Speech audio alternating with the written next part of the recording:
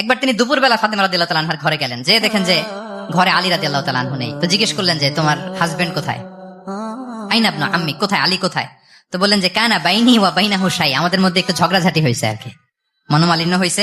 ফাগাদাবানি, উনি একটু রেগে গেছেন আমার উপর। ফাখারাজা ফালাম ইয়াকিল ইনদি, প্রত্যেকদিন খাওয়ার পরে তো এখানেই কাইলুলা করে, আজকের ঘরে কাইলুলা করে নাই, কই যেন চলে গেছে। তো কোথায় গেল? রাসূলুল্লাহ সাল্লাল্লাহু আলাইহি ওয়াসাল্লাম লোক পাঠালো, খুঁজে দেখো আলী কোথায়।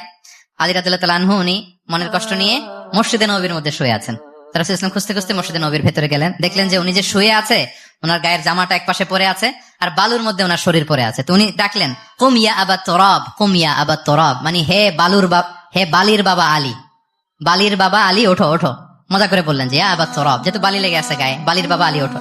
ওখান থেকে ধরে এনে ফাতেমা রাদিয়াল্লাহু তাআলার কাছে নিয়ে আসে, দুইজনকে পাশে বসে এই যে আবার মিটমাট। এটা ছিল রাসূল সাল্লাল্লাহু আলাইহি ওয়াসাল্লামের ডেইলি বেসিসে একটা অ্যাক্টিভিটি।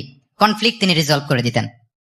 সহিহ বুখারীতে একটা অধ্যায় আছে কিতাবুস সুলহি ফিল বুখারীতে আছে কিতাবুস সুলহ, এটার নাম, অধ্যায়টার নাম হচ্ছে কিতাবুস সুলহ, মানে মীমাংসা করে দেওয়ার অধ্যায়। একটা পরিচ্ছেদ আছে, পরিচ্ছেদের নাম হচ্ছে বাবু কওলিল ইমামি লি আসহাবিহি ইযহাবু বিনা নুসলিহ বাইনাহুম। রাসূল সাল্লাল্লাহু আলাইহি ওয়াসাল্লাম প্রায় বলতেন যে আমাকে নিয়ে যাও, আমি মিলাই দিব। ঝগড়া ঝাঁটি মারামারির কথা শুনলে রাসূল সাল্লাল্লাহু আলাইহি ওয়াসাল্লামের বিখ্যাত ডায়লগ এটা।